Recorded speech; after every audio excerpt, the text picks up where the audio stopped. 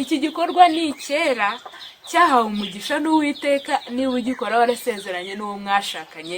Ndabasuhuje cyane, mbese muri amahoro? Uyu munsi rero reka tugaruke ku kibazo gihangayikishije cyane abagabo cyo kurangiza vuba ndetse no kutagira ubushake ku bagabo, ndetse ndababwira n'ibimera ushobora gukoresha byemewe kandi byagaragajwe n'abahanga neza ko bikora, ko bifasha cyane kuri icyo kibazo tumaze kuvuga haruguru. Turi kuganira ku kibazo runaka njya nkunda guhera ku mpamvu zigitera. Impamvu duhera ku mpamvu nuko tuzi neza ko mbere yo kwica gitera tubanza kwica ikibimutera. Utamenya impamvu nyamukuru ituma ugira ibyo bibazo nta nubwo ushobora kumenya uburyo wabivamo. Reka turebe impamvu ubundi zitera umuntu kuba yarangiza vuba cyangwa se umugabo kuba yarangiza vuba mu mabanga y'abashakanye ni izihe. Hari impamvu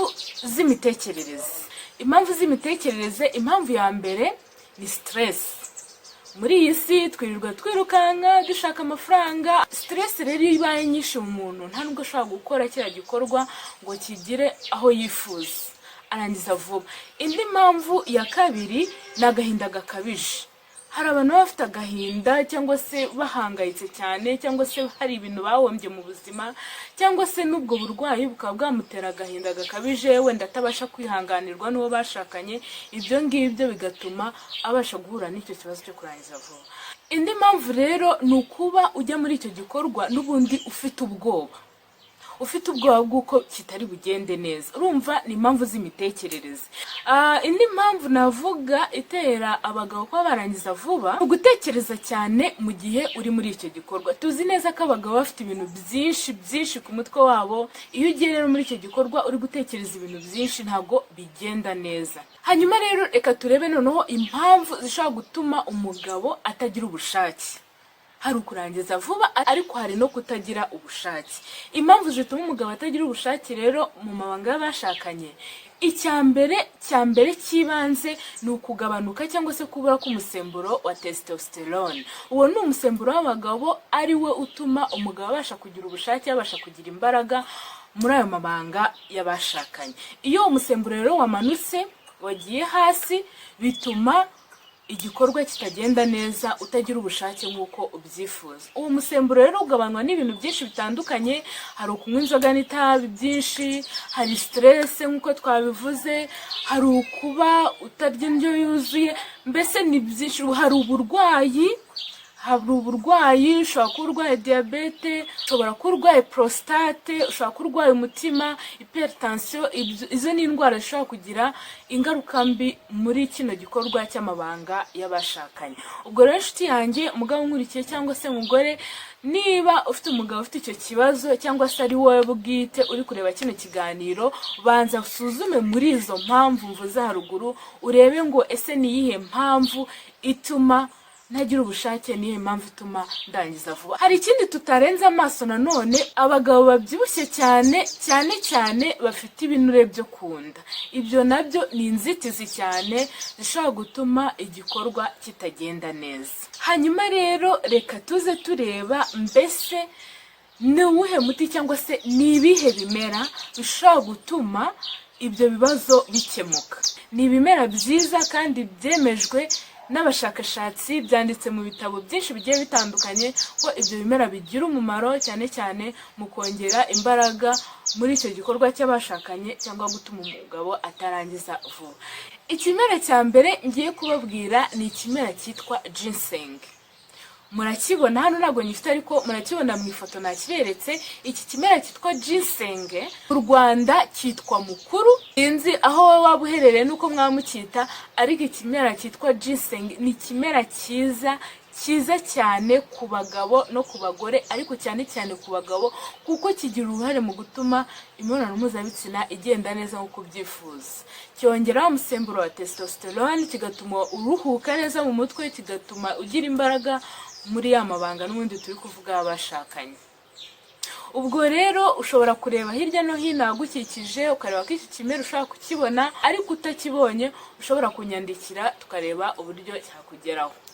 Hanyuma rero ikimera cya kabiri kizagufasha cyane mu gutunganya ano mabanga y'abashakanye ni ikimera cyitwa matcha.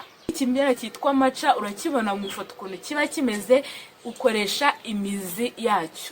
Rero icyo kimera cya maca ni cyiza cyane nanone muri bino bibazo turi kuvugaho, kuko nacyo kiragenda kigatuma umugabo abasha kuruhuka neza kandi kigatuma ugira imbaraga mu mabanga y'abashakanye. Ikimera cya gatatu ni ikimera cyitwa ashwagandha. Ikimera cya ashwagandha muri kukibona ukuntu kimeze hejuru, ni ikimera cyiza cyane nacyo kuko kiragenda kigafasha umugabo akamererwa neza yaba inyuma yaba imbere. Gikunze kandi no gukoreshwa n'abantu bashaka kongera imikaya, abagabo bakunda gukora amasiporo. Ikimera cya ashwagandha ni cyiza cyane mu buryo bwinshi butandukanye.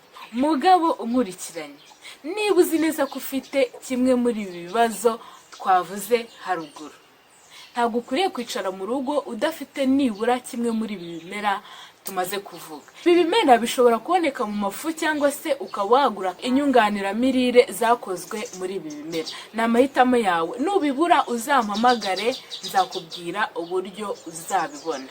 Nshuti yanjye rero, kugira ngo wirinde burundu ucukubiri n'iki kibazo cyo kubarangiza vuba cyangwa wabura ubushake ku bagabo, icya mbere, menya neza ko unywa amazi ahagije. Abagabo kunywa amazi ntago hari igihe babumva bitabareba. Menya neza ko unywa amazi ahagije, umenye neza ko ukora imyitozo ngororamubiri.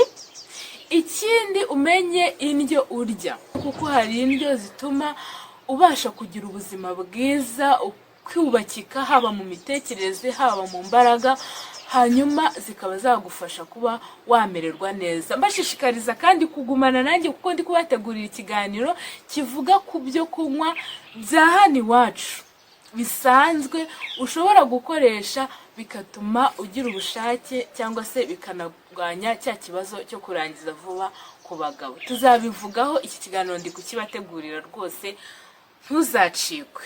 Ikindi ni ukwirinda kureba filime z'urukozasoni. Buriya filime z'urukozasoni ni mbi cyane, usibye kuba zangiza mu mitekerereze, zinatuma ushobora kuba wagira ingeso mbi yo kwikinisha. Kandi iyo ngeso uko ugenda ubikora ugenda utakaza imbaraga mu mabanga y'abashakanye, ukarangiza vuba cyangwa se ukabura ubushake. Izo filime rero muzirinde cyane, ntabwo ari nziza. Ikindi ukwiriye menya neza ko ukwiriye gutunganya umubano uri hagati yawe n'uwo mwashakanye, kuko mu gihe mutabanye neza nta nubwo mugira wa mwanya wo kuganira, wo kumenya ese ni ibiki bigenda, ni ibiki bitagenda, tubikore gute, tubitunganye gute kugira ngo kino gikorwa kigende neza. Iki gikorwa ni icyera cyahawe umugisha n'Uwiteka. Niba ugikora warasezeranye n'uwo mwashakanye, rero gigomba gukorwa neza kandi kigashimisha yaba umugore yaba umugabo. Ikindi kandi, niba ushaka gusoma byinshi cyangwa se kumenya andi makuru yizewe kuri ibi bimera, ushobora gusoma igitabo cyitwa Medical Herbalism cyangwa se ugasoma icyitwa Encyclopedia of Herbal Medicine. Ibyo ni ibitabo byiza bikubiyemo amakuru kuri ibi bimera maze kubabwira n'uburyo bikoreshwa ndetse n'akamaro kabyo mu mubiri w'umuntu, cyane cyane kuri cya kibazo twari turi kuvuga haruguru. Ingano y'uburyo wabikoresha, aho uzabikura bazagusobanurira neza n'uburyo bizajya bikoreshwa, cyangwa ushobora no kuza muri comment ukambaza cyangwa se ukanampamagara, nagusobanurira neza bitewe n'ikimera ufite. Rero reka mbabwire ngo mwiyiteho bagabo, munkurikiranye, murye neza indyo yuzuye, mukore bya bindi maze kubabwira haruguru, bizajya bigenda biza, kandi wicare mu rugo rwawe ufite nibura kimwe muri ibi bimera maze kukubwira. Murakoze rero, ndabakunda, mugire ibihe byiza, muhahe muronke. Abari hanze y'u Rwanda tudahuje amasaha, muvuye mu kazi muruhuke neza, mukomeze kugira ibihe byiza cyane. Bye.